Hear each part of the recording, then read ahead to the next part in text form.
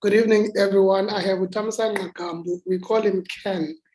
He's now married to TSHEPISO, and they stay together in JOBURG, in ALBERTON. I think that's the Israel, isn't it?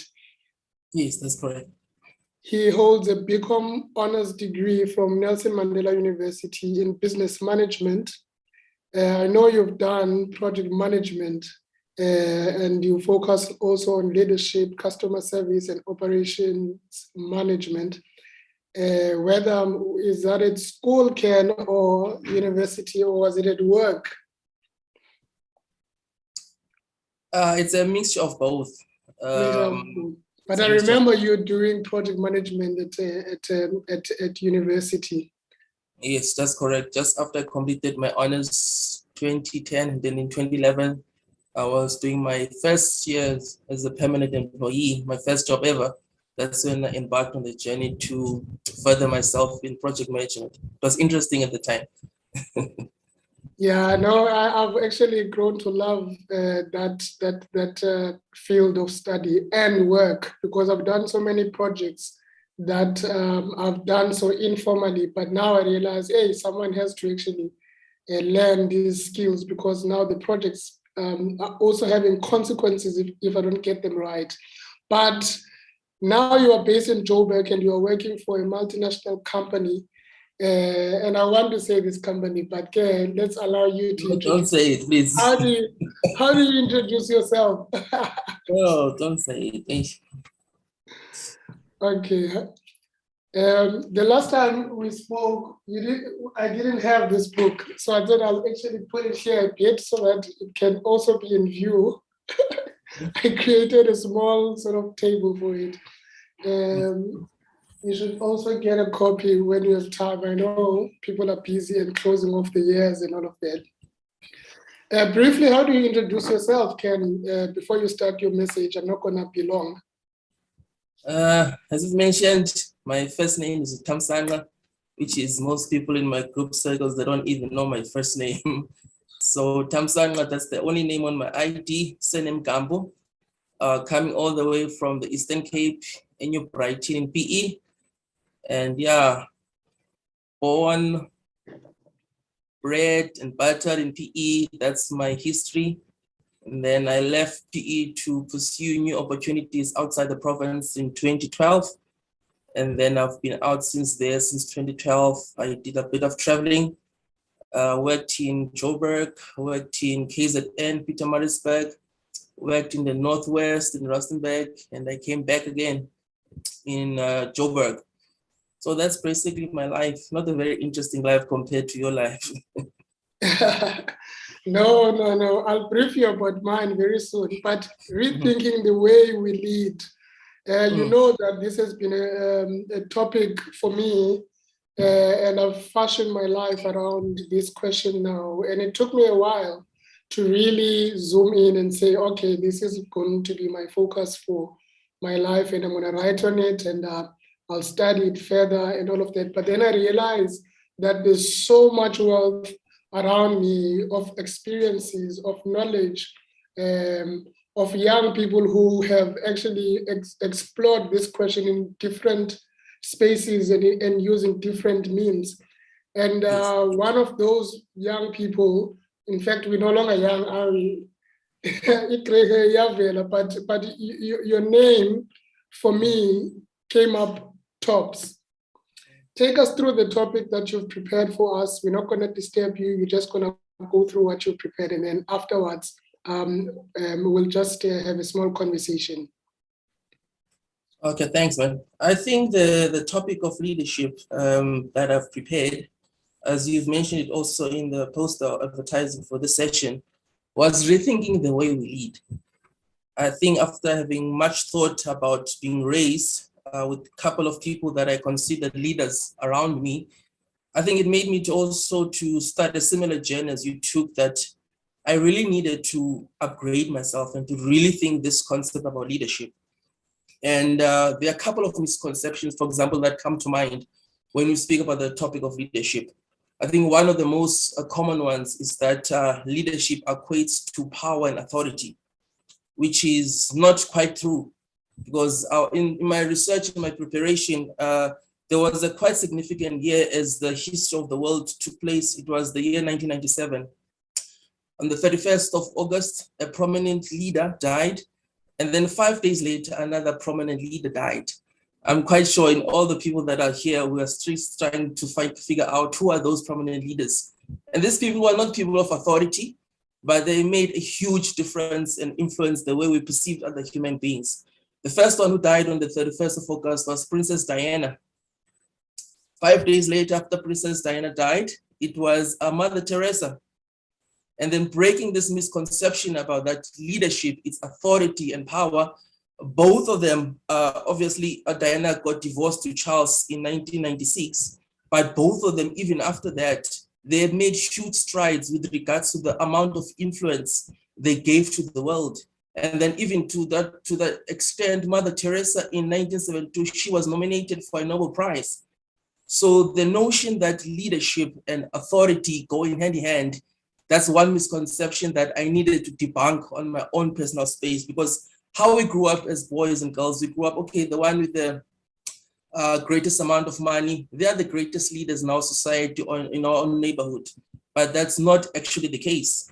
And then the point in the case is the two individuals, Mother Teresa and Princess Diana, I just mentioned now. And the second misconception that I needed to, there are lots of them, but I specifically speak only for this session, 3 of them. The first one was that leadership equates to power and authority, which is not the case. I've just proved that. Also, even obviously all of us in this call, assuming we are all Africans, South Africans.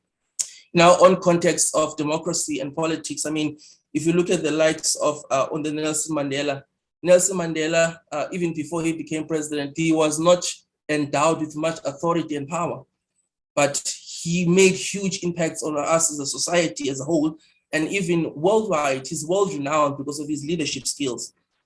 And then if you also look at, also in our continent and space, the likes of Muhammad Gandhi, you look at Martin Luther Jr., those people, they were not, according to our society, they were not influencers based on their authority and their power they possessed in society, but they made huge and impactful history for us that we're still referring to them. How do they embark and achieve so much with so little power that was invested in them? So that's the one misconception I needed to work around in my mind with regards to leadership. The second one that I needed to work around that was that followers equate to leadership. That's the second misconception I just worked around, that followers equates to leadership.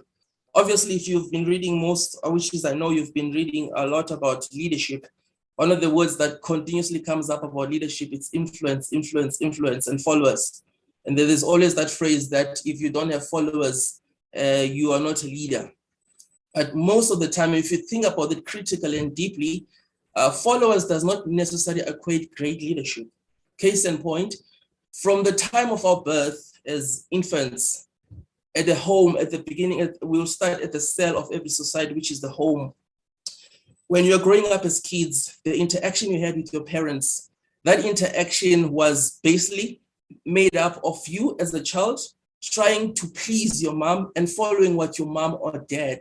Why did you do that, Prof. Family? It was because of the consequences if you don't do that.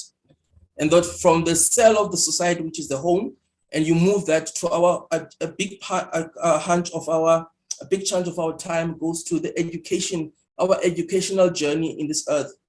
So you've got that mindset and worldview that is developed within a home at a very young age. And you move that to the educational institutions that we are all surrounded by. If you can think about also your upbringing, and I'm also, everyone on the call can relate to this. Who was your teacher's pet at school when you were growing up? It was the most obedient child that the teachers identified, but I'm going to keep you closer to me. Why? Because you are doing everything I'm telling you. Does it make sense so far? So you've got this home upbringing and worldview that is formed within your infancy that says, okay, you better follow what I'm saying. If you don't follow, there's going to be this certain type of consequences. And that is carried throughout your life in the educational space, where you are taught, okay, for you to be in the good teacher's books, you need to be obedient, just follow orders. And then we wonder why in the long term, why we've got less, especially us as a Black people, why we've got less people in leadership positions that are making huge strides and impact when it comes to leadership. So you've got your small unit, which is a home, you transition to the middle, which is a huge chunk of your life, which is your education life, and you go to another huge chunk of your life, which is your working career. This speaks about your corporate life. Your corporate life, most of the people in corporate life, there's what we call OHCs. For example, we call these surveys. And the main idea of the surveys, they want to survey how effective is the leader in this organization. And the surveys are based obviously on the inputs that are given by the employees with regards to the so-called person who's the leader or manager. But there's something behind that, which is, I thought about it deeply. Organizational is like when you see you've got a patient, you've got a hospital, someone who's dying in a hospital, a nurse would want to find the pulse of this person that's coming to them, to give them, to resuscitate them. So basically an OHS, or organizational health survey from a company that I work for, is basically a pulse by the CEOs of the company to say, okay, in this quarter 4, what is the pulse of our employees, where our employees are at currently? And so what they do is they give questionnaires. The questionnaires are filled out by employees saying, okay, this is where we are. Do you like the employee? Do you like a manager? Yes. Do you like environment? Yes. All of us, we've got good intentions behind them. But unfortunately, in the reverse side of it, things happen with regards to that. So what usually happens now, you are driving a very bad culture to that manager or leader, if you can say that in a few cases, that you are going to create a person who's leading a group of employees who will be a person pleaser. And one of the things that you don't want as a leader, you don't want to be pleasing people all the time. That's the fact about it. You're going to have to make decisions that are not popular. You're going to have to make decisions which better suit the company in the future. So within those 3 buckets, you've got your infant stage, you've got your educational life, and you've got your corporate. So that's where all these worldviews are built up from us with regards to leaderships in those 3 compartments. That's how I compartmentalize them with regards to that. And then that was the second misconception about that. Followers is equal to leadership. Then the other misconception I needed to work around, the third one, which is I kept them short for this one, is that leadership is not for everyone. It is for a select few. But if you can see leadership, if you can look at someone's CV in anyone who's working today, leadership is a skill. And what is a skill? A skill is just like a skill is a development of an aptitude. That's it. So those are one of the 3 misconceptions that I just wanted to highlight and see this.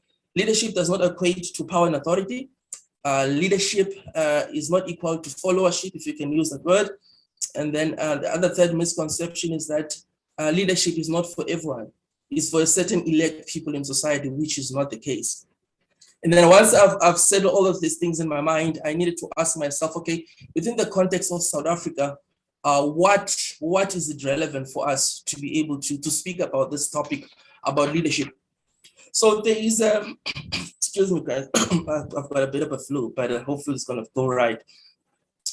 There's a non-profit organization in South Africa called the Corruption Watch.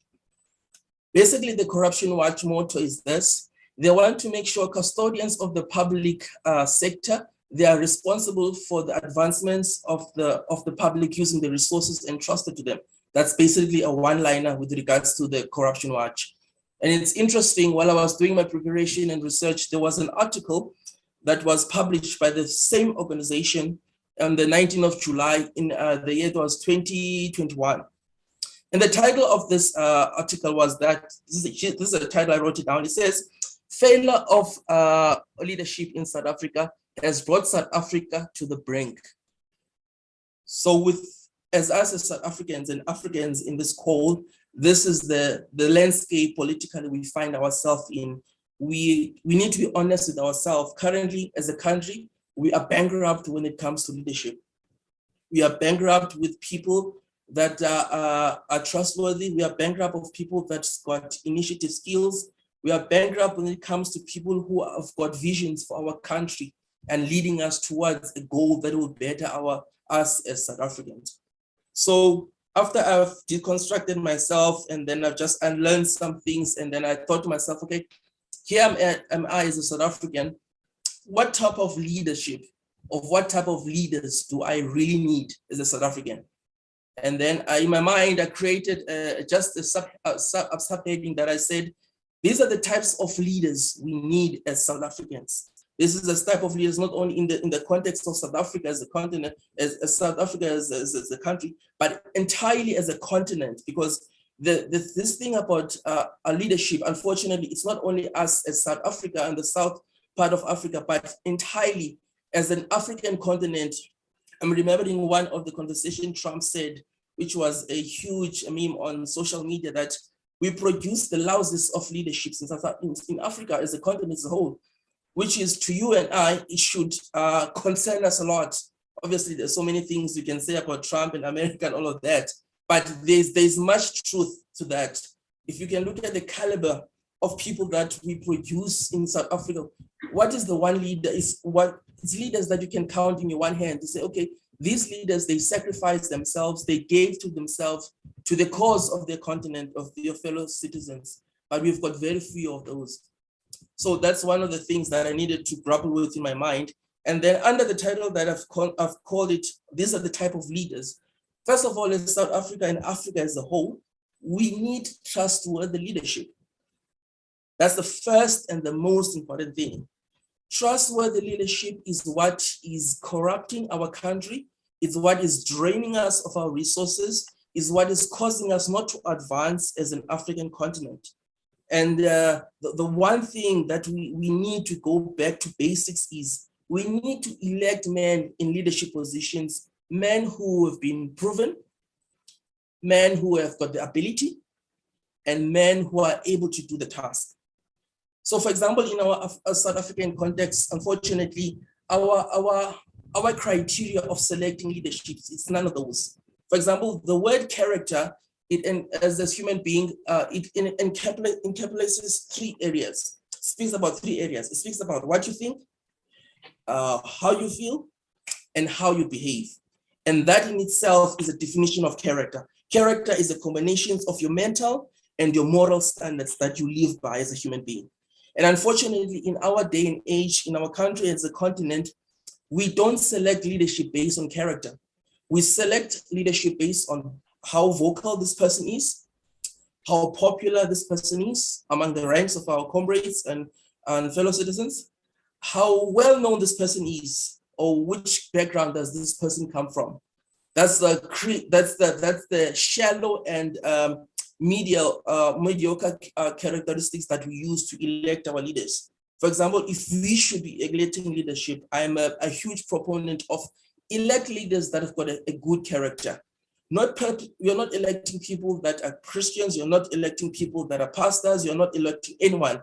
You're electing someone this person, should they encounter in their working environment an option to do the immoral thing or the sensible thing, what is this person? Because character also, if I can mention this, character is also a person. For example, if I know you, I'll make this example. If you come and visit me, my wife, in Joburg, and you say, Thamsanqa, please come and get me in the airport. And I say, okay, no, I won't be able to come and get you in the airport. But I say, what I'll do is I can send someone with my car. They can drop my car to this place. You can get the key for that. What is the driving force behind that decision I'm making? It's because I have worked with you for a length of time. I know that if I give you my car, you've got the sense enough to take care of my property. You've got sense enough that you will not do things that will endanger my property. You've got sense enough that when you get this car to me back, it will be in good shape. That's essence what the type of leadership we need, that once we pick this person to run for office, is this person going to act in the best interest of the country? Is this person going to refute all temptations to squander the resources entrusted to them by the public of South Africa? Is this person's got to do everything in their power for the betterment of the person he's working with and the betterment of making sure that we as a country, as a nation, strive forward? I hope that makes sense. So first of all, for me, I think for me, that's very critical. We need to elect leaders that are trustworthy. Trustworthy first and foremost in the area of character, morally and mentally. You cannot be electing people, for example, in the office of a CEO of a multinational bank, and this person has got numerous accounts of fraud cases and scandals against their name. He's been known to be part of money laundering. He's been known of doing this A, B, and you're gonna take that person and make them a CEO of a bank. There's no logic that's happening there. You are just making a decision that will be contrary to what your logical senses are telling you, but this decision you are making now is very, very bad. So that's the top part, that's the top layer, it's character. And the second layer that I wanted to elaborate with regards to trustworthiness, we need to elect people that are capable of doing the job. One of my friends, I think also, one of my friends has got a business by the name of Able Man with you, Ray. And Ray, he embodies that in his business, because what he does, Ray, he does building cupboards, and he's doing a top of the notch jobs in every project he's doing. But one of the things when I started to think about this concept of leadership, and I thought to myself, what people do you really want us to lead as a country? And I thought, you need people that are able to do the job. Don't give people titles just for the sake, because they are affiliated with the organization. No, give people your tasks because you know this person is well-versed in this area of competency. This person has got the ability to carry out the mandate that is carried for them. I think one of the persons that was going through my mind was Mr. Bonang Mohale, CEO of Business Unity South Africa. I was just listening to one of his talks and how he was being interviewed by, by a French ambassador. And one of the things I love listening about this speech, that this man, he's got, first of all, he meets the first criteria. He's a man of character. He's trusted and he's proven himself over time. And number two, he's a man with the ability. He's able to do his job that was assigned to him. And he knows what are his expected duties as the leader of BUSA, for example. And he went on to say, okay, BUSA, this is a mandate for BUSA. This is what we want to do. This is what we want to achieve. And this is how we're going to get. You need leaders like that. Men who are not only got character, but you need men who are able to do the job. You can't take someone from a portfolio in our government and expect this person, he has never studied in this area, he has never got any experience, he was never proven, he was never tested in this area, but you take this person, okay, comrade, just go there. That does much disservice to us as a people, because at the end of the day, who gets the shorter end of the stick? It's us, the citizens. But unfortunately, us as an African people, this concept of leadership, I mean, with people in leadership that becomes, that act on roles for more than 40 years and resisting to be taken out when they are told to step down. That's the type of leadership place we find ourselves as Africans. That if you can't even, as they use the term, you can't pass the baton to the next generations. You want to hold all the power to you, because some of us, obviously our upbringing, it affects the way we do that. So I covered in this area, I covered character, ability, and the ability to delegate responsibility. That's the basics of leadership. If you're going to accomplish a huge and humongous task before you, you need capable people. That's where the ability came through. But also, you need to delegate your responsibility, because you cannot do it on your own. You need people that you're going to delegate to certain people. Just a brief history about delegation. I'm sure you can attest. Everything about life skills, it's about trial and error and learning as you go along. And one of the things that I was doing when I was just starting out in my management and my leadership roles, for example, is that I made a mistake. When you delegate a task to people, you need to make clear the responsibility to this person. This is your clear responsibility that you need to execute, and then monitor that responsibility when it's executed, and then give feedback and then give input. So I spoke about, I like to use the repetition style if you are listening to me, because it helps a lot. That's how we learn. So I spoke about that helps too, yes. Yeah, so you need people that are of a good character. You need people that are able, the ability to carry out the task. And then you need, obviously, to designate the responsibility and delegate. Obviously, that does not only entail your time, but it also means investing resources for these people, because you've given them a task. Did you give them these people the correct tools to be able to do their task? Did you give them the correct training for them to be able to execute the task? Did you monitor them when they started doing their task the first time? and highlight them at the beginning of their process. Okay, this is where you went wrong, this is where you went right, let's improve there. Did you provide additional support for these people? So there are so many broad things we can speak about when the regards to that. So that's basically the type of leadership I believe as Africans and South Africans we really need. We need trustworthy leadership. That's very important. And then we said we needed the second one. We needed people that are going to have the ability to do that. Ability, yes. Yes. And then once of that, ability, and you then broke it down to clarification of responsibilities, monitoring, feedback, and also enabling people with the right tools to execute the task that they have been entrusted with. Yes. Okay, yes, let me allow you to conclude this. Okay, that means that you are a good teacher. I'm a good student. Student, sorry. Okay, so that's the first part of leadership. That's the first part. Yes, you wanted to say something? Oh, are you done? I wanted you to completely sort of conclude this input that you are making. Okay, I've got just like 5 minutes, 2 points, and then I'll be done. Oh, great. Continue. Okay, so that's the first point. You need one, which is falls, all of this thing falls within your character. We need leaders of character. That's the one thing that we are very bankrupt. And then the second point, we need leaders that take initiatives. We need leaders that when things are falling apart, not to say, wow, what's happening? We need leaders that will take initiative to say, okay, for example, Japan and China, they've already know what they're going to be executing in the next 50 years. That's how advanced the Chinese and the Japanese are, because they've got leaders who take initiative. They are well ahead technologically more than US, if you believe it or not. They are light years ahead of Africa, because us as African, we've got leadership, unfortunately, who don't take initiative. We wait for things to fall apart. And once things fall apart, the one thing we don't want to do, we want to shift the blame and say, obviously, I found this things like this, which is currently with the issue of ESCOM, for example. There's no one who took the initiative and said, okay, guys, how about we change the strategy of how we maintain our energy levels? Okay, Russia's got this, UK is doing this, England is doing this. How about we send people out there to investigate what is the best energy solutions to our current problem solutions? Because obviously it comes back to what I've said before. We've placed many of our people in positions that are not capable of delivering. And we just took teachers, we took different people, and we say, okay, go to ESCOM.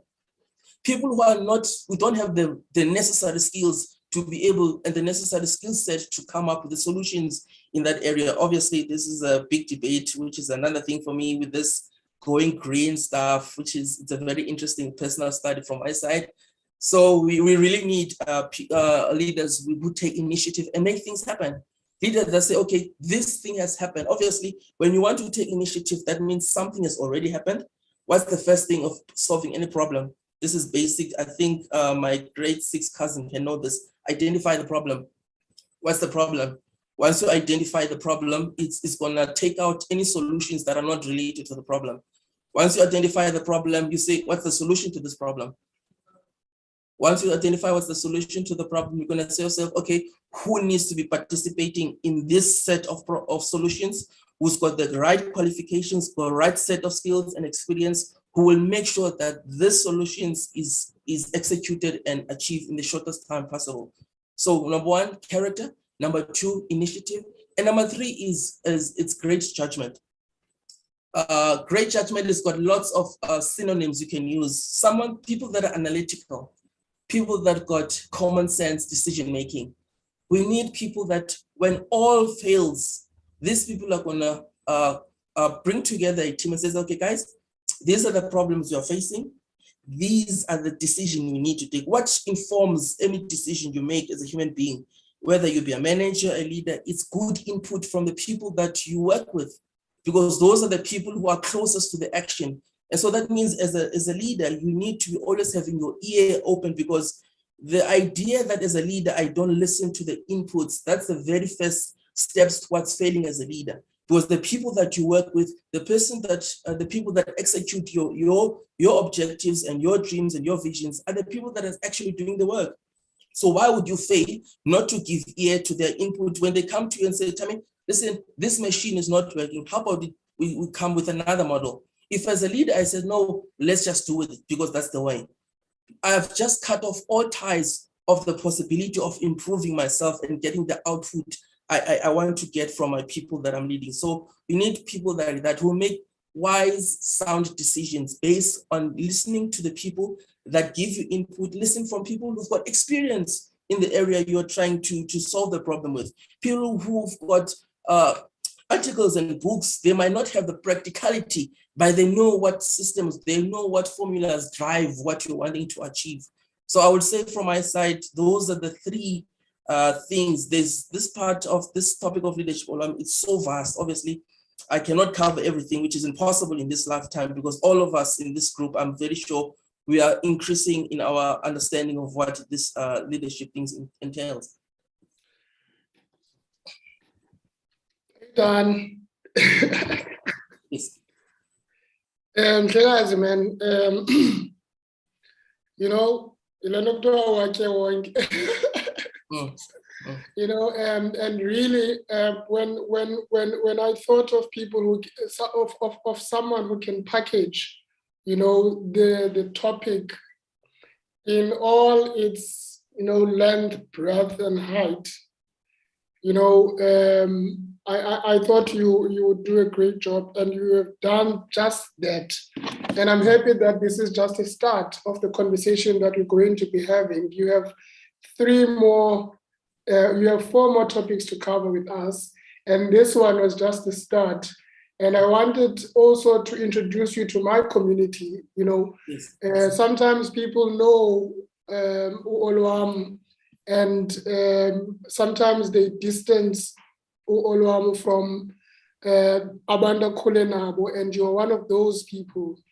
And when I think of someone that can do justice, in fact, to any given topic, I thought Ken, we call you Ken, and effectively become Ken Gampu. But I guess for those reasons, you were just a good person to have this conversation. I want to ask one thing: where do people learn about leadership? You can take this theoretically, but you can also just look around society and tell us, where do you think people currently learn about leadership or leadership competencies, or where have people learned in the past how to actually be a leader? Personally, it's not the best answer when I refer to my own personal experiences, because you tend to narrow down other people's view. But personally, I think it will go back to that first block that I've mentioned with regards to the misconception, which is the basic fabric of any society, is the home.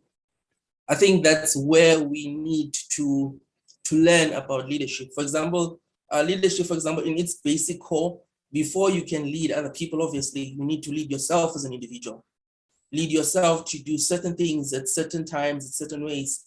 And one of the, I was speaking to myself one other day, I was thinking of one of the great influences about leadership in my home was my uncle, Utatu Isaac Kalazani. Utatu Isaac Kalazani is married to my aunt. And one day in 1993, we moved in with them. And one of the things he taught me as a man, he says this, indoda ivuke ebusuku, indoda ivuke late, indoda funa ivuke ekuseni.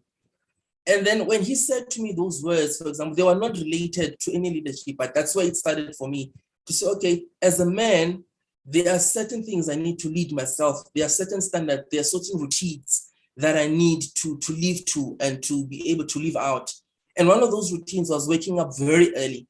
And one of the things I observe about him, he made things on his own terms. He initiated a lot of things. I mean, today he's got a very beautiful house in Alboa Bay, but when we saw where he started out as a man, he made decisions. He was a man of character. that was flashed in front of me.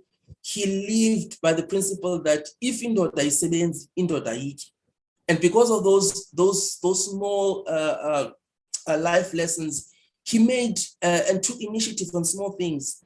When the apostle business was still starting out, he ventured into doing leather seats. He ventured into doing it taxis. He ventured into doing certain things. So if, for example, unfortunately, not fortunately, most of us on our calls, and if I can refer to you and also us as a group of friends that we grew up together, unfortunately, most of us, we grew up from single-parented households, which was, to us, it was a disadvantage and an advantage in some cases. But I really believe that the model and the prototype or how leadership should be ran out or be lived out, it should be in the home. And not only from the father, only for the mother, but both in the mother, teaching the kids, this is how you do things, this is how you take initiative, this is how you make decisions, this is how build. I mean, character. I think it was Utata was 7 days, I forgot his name, Tatu Papu. He said something to me that struck to me and still in my mind. He says, in our days, we've got lots of people who are overqualified academically. Someone will be qualified as a PhD in communication, but they can't even communicate with their own wife at home. So you've got someone who's got a huge qualification, but they can't even communicate with their wife. They can't communicate with their kid. So everything as a society, and that's where the breakdown of our society starts as South Africans, if we are truly honest with ourselves. It starts at the home. Your kid, how is he gonna know how to value others' decisions? How is your boy child, if your father is gonna react when he goes, you're share a girl and the girl says no? You, the father, need to teach that boy, you're gonna encounter these things called relationship and love. It's gonna do this to your body, it's gonna do this. But when someone says no, they say no because it will affect them, how they relate to you. You don't have to be violent and try to harm them. So basically, the fabric and the breakdown of all African problems comes back to the home. And most people would say, okay, let's go back. It's how the apartheid system was done. One of the things that really bores me, obviously, apartheid, guys, has its course, and we are still suffering some societal ills because of the after effects of apartheid. However, we cannot be sitting in this year 2020 and blame another race for where we are as a people, because now for almost 24 years the power is in our hands. We are the one who's controlling the institutions. We are the one who's writing the laws. So we really need to look to ourselves and be honest with ourselves. Think there's something really wrong in a Black household as Black people, and we need to fix it there. You're not going to fix it there when you get to university. You're not going to fix it just because your child is the CEO of a top company. No, you need to fix it at the core of the problem, which is in our homes. And another question: where do leaders, people who are in positions of influence, authority, people who have a responsibility of one form or another, an entrepreneur, a church leader, an academic dean, where do leaders go to for counsel?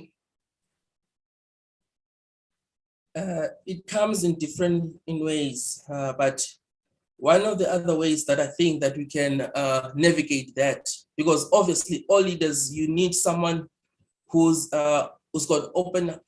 an open heart enough to say, listen, I'm here where I'm at in life because someone took the time and the effort to believe in me and to say, and to take me by the hand and to say, okay, listen, I might have not been everything that I wanted to be when I was growing up, but can I come alongside you in life?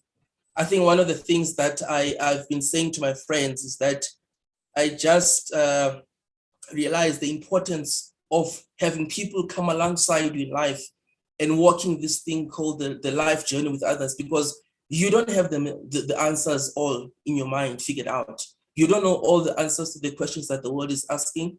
I mean, one of the things they always say is that why is youth wasted on those who don't have the sense to make use of the strength? So one of the things that I really think, and I'm a firm believer, that's why I've personally went out and hunted men based on those criteria that I've mentioned before, men that I said, this person is a man of character. They may be single, they may be married, but this person is someone that I look up to because he's got a credible character. He's able to do the job. He knows his responsibility in society. And I've reached out to those men saying, listen, I need help with this thing called life. I don't have it figured out in my marriage. I don't have it figured out in my work. I don't have it figured out as a friend. I don't have it figured out as a church member. And can you please come alongside of me and guide me and show me how to navigate this thing called life? And obviously, the very same people I'm asking them to come alongside of me, they themselves, they are not perfect. They themselves do not have all figured out. But what they do have is experience and years of experience that they invest in me and that take that experience, obviously, and I surf through those experiences and advice, and I say, okay, based on this one, I can, with this situation and this decision that I need to make, I can apply that mindset, I can apply this experience to this particular situation. So another thing that we really, really need as Africans and African leaders and managers, whoever you call ourselves, we need to stand together. We are so disunited as a people. We are so disunited as a Black race that it's everyone for himself. It's, if I make it on top, then all the credit needs to come to me. And then that's one of the, my personal definition of leadership. I also incorporated, apart from Ubonang Mohali, his definition of leadership is that it's someone who's obsessed with the development of others.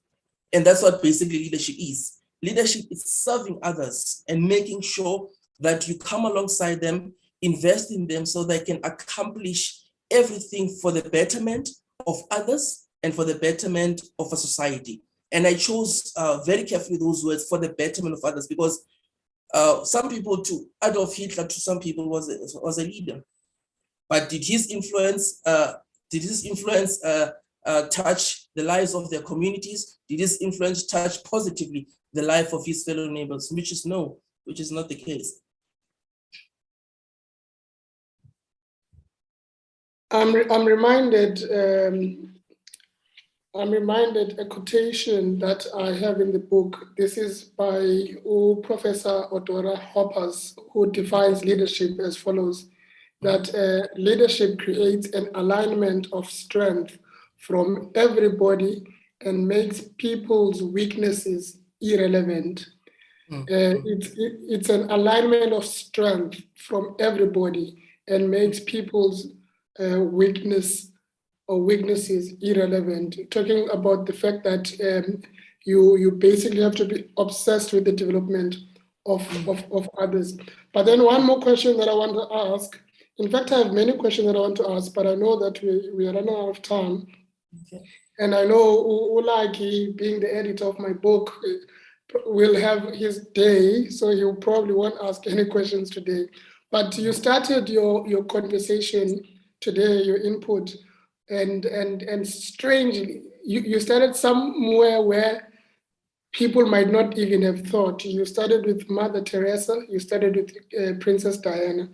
And I wanted to place for me the importance of leadership, both from men and from women. But talk to me about the female leadership or women leadership. I mean, female leadership, we are, me and you and everyone in this call is the product of female leadership, our mothers. Every single one of this call, we are a product of female leadership. One thing you can basically learn from the model, it's natural, it comes naturally, it's God-given. I mean, a mother, when the baby cries, one thing also, it's a skill that as a leader you need to adapt and learn, is there's a need. When a mother when a child cries, a mother already knows there's a need that must be met. He will find her ways and means on how to address that need, because basically there's a leader comes and rises when there's a need. When you see a great need, those who rise to the occasions, those are the true leaders, not the ones who are, when everything is done and everything is sorted, they just want to get the applauses of men. But the true leaders, you will recognize when there was a great need, they rose up to the occasion. And one of the ways that the mother does that is they are very good, the leadership model and how it comes naturally at meeting the needs and seeing what is needed in the future. Because a mother at 6 months old, he will already plan in her mind, listen, my child, she's gonna outgrow her clothing now. I already need to go buy size what. I need to change her feeding schedule to this, to purity, to this. So in our day and age, there's a huge importance of the leadership role. But I'll also come back to this, because we are in a culture that is so focused on getting credit to ourselves, and that lives in this glorified bubble that everything needs to be about us. I think we can learn a lot from the principles of leadership that the mother brings within the same environment, which is the home.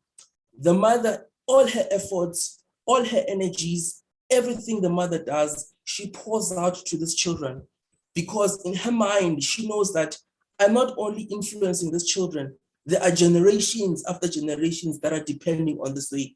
That's why sometimes in Elokshini, when we grow up, when someone says they come from a certain family type, from where I come from, it was a family of Bangogo, you can see, okay, family of Bangogo, they've got a certain way they behave. There are certain moral conduct or codes they live by. So that's one of the greatest and the most beautiful ways that we can learn from the female, from the woman as perspective of leadership, which just comes naturally. And from the basics foundation of the home, she pours everything, because it's not only about this 5 years, 17 years, 18 years. She knows this child is going to get married to her and become a homemaker one day. I need to instill her more morals, values, everything that will make sure that when I'm not even here, this child will be able to strive in life and not fall apart when I'm gone. So that's where you see everything, as I've mentioned before, everything is that Black people, it boils down to the foundation where all begins, at the foundation of the home.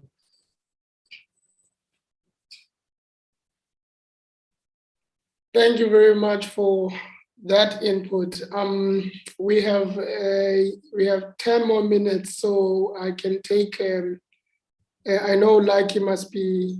I know we're not a lot in this group, and I like that. And I think I'm going to restrict this conversation to me and the speaker for this reason, because we have an opportunity to really listen to you emptying yourself, and for just this 1 hour, we can actually listen and hear your input.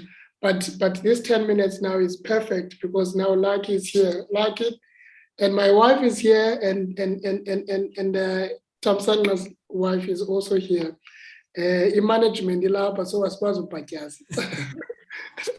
if ladies, you also want to have something to say, please raise it, raise your hand, so that we can also allow you time.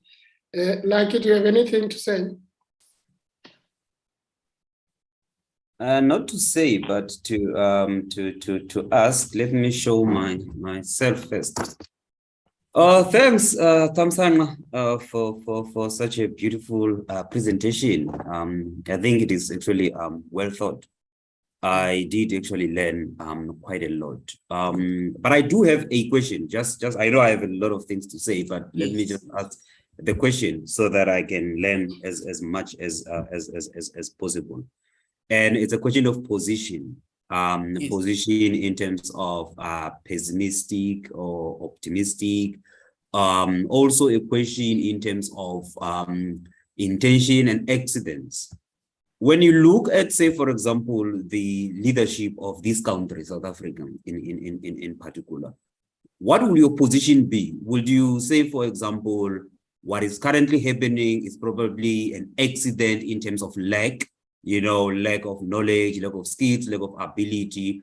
Or would you look at it as intentional, that actually these guys don't want to solve our problems? I mean, how would you actually look at it? Thank you.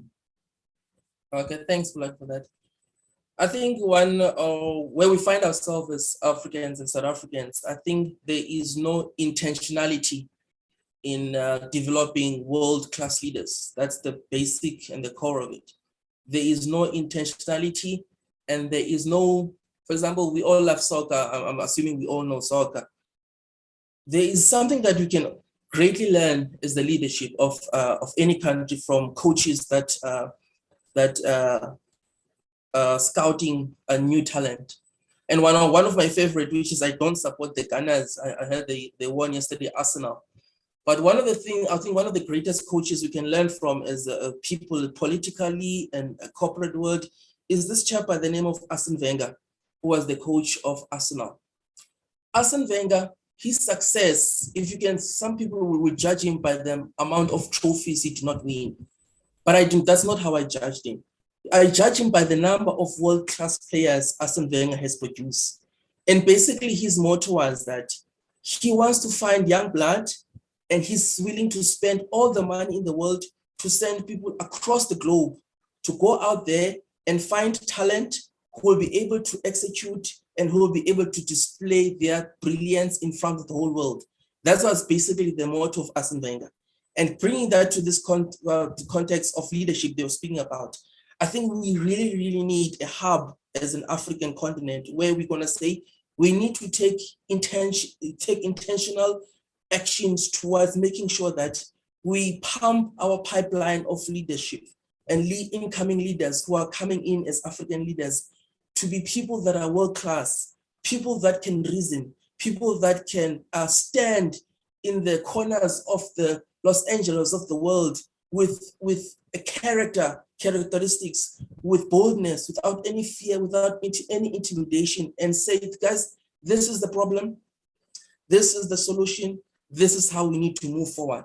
We're really, really lacking that as Africa. So to your question, like, I think the intentionality is not there for us. And obviously, most of the people, I would go up my limb and say this, I would say 95% of our leadership currently we've got as Africa.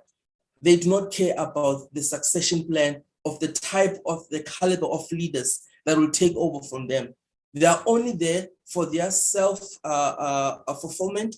They are only there for their self-aggrandizement, and they are only there to make sure that personal agendas get succeeded. That's not all. So they don't have the continent, they don't have us as a people in line to say this, these are the people we are leading. What are we making for these people? What are we planning in the future for these people? That's the first part. So the first one, there's no intentionality. The second one, I am optimistic in the midst of this bleak picture I've just given to you now. The reason is that there are different type of people from different parts of the continent. I think Professor Plo Malumba is one of the guys that when I really listened to Unantsika Oplo, I said, man, we've got this caliber of people in Africa, but they don't have the exposure that we would like to have. So with regards to the optimistic view, I am optimistic. The likes of people like Olamu, yourself and other people, there are young people who are sitting on the floor looking at those in leadership saying, but this is not the direction we're supposed to be taking as a country. And we are frustrated of always singing the same gospel, saying, give us new leadership, give us new leadership. Instead of just crying, they say, okay, let me be part of the solution. So I'm very optimistic that there are a group of people who are growing up to realize, no, it's not right for someone to be in leadership for 40 years and for a country to go to its ruins because this person refused to let go of resources, refused to give power to someone else. Let me be this type of leader that I want to see in my country and for the betterment of my people. I hope like I've answered you well.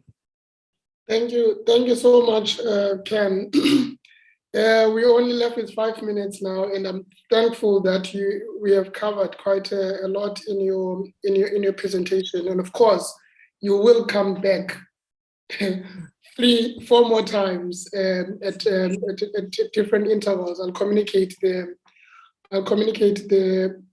schedule to you. I see Gune has a hand up. You can talk, Gune. Hi, good evening to everyone.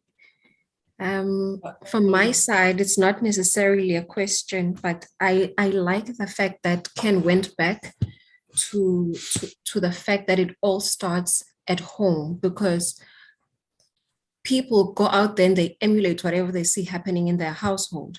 And the first 8 years of one's life are the formative years where we expect like the child to learn whatever they need to learn. So we can't start instilling brand new principles into a person who's 25, 35, and thinking they're going to change a lot about them. So thank you very much for highlighting that. It's very insightful. Thank you. Thank you, Kokolu Sisi and Goskaz. Yep, get that right. Then sithi phakama mkambakubone. Yeah. Thank you very much, TSHEPISO. Thank you for keeping this young man for us and also building a family with him. And hopefully we will be able to share space physically quite soon again. And Ken, I want you to conclude with the remaining 2 minutes, just to conclude your overall thoughts on this question again. If there's anything that you would say, parting shots on leadership. A leadership, it's a privilege. It's a God-given privilege, especially when it comes down to the nucleus of any society, which is the family.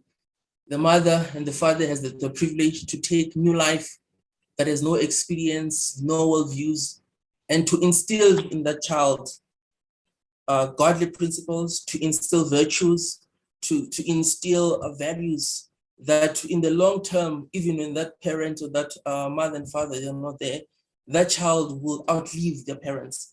I think it's a privilege that we have taken so lightly, and with the allures of our media wanting us to be on every platform, to be affirmed on every corner and every side we turn to, I think we tend to negate and to neglect that privilege that we have as parents, as husbands and wives, even when the kids are not there. That privilege of leadership, you can do it with your wife can do it with you. It's a privilege that when you do it at the micro level, which is at the home, it has a possibility of going and exponentially growing to influencing your neighbor, to influencing your street, to influencing your neighborhood, to influencing your city, to influencing your country, to influencing your nation. So it's a privilege that we need to take seriously. And as I was encouraged by this session, that it really opened also the session for me, my eyes. Here's this privilege that is God-given to live out principles and values that will better not only me, but the generations to come.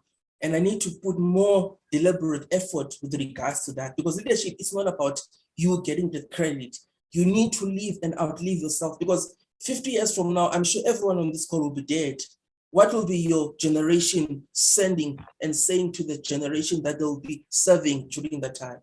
So that's my final thought. Let this be a deliberate development area, because leadership skill is a skill. It's something that you grow into. Some of them, it's easier, they grew up seeing it in front of them, but others, we need to learn it. But it's a skill, there's hope.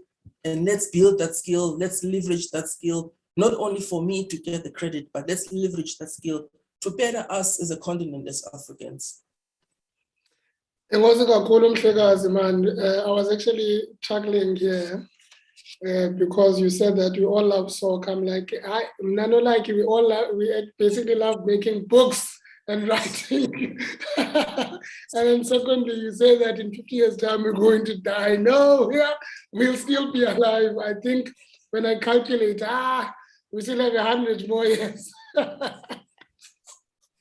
Ken, thank you very much, man, for putting the effort into this conversation. We'll really pick up on some of these conversations.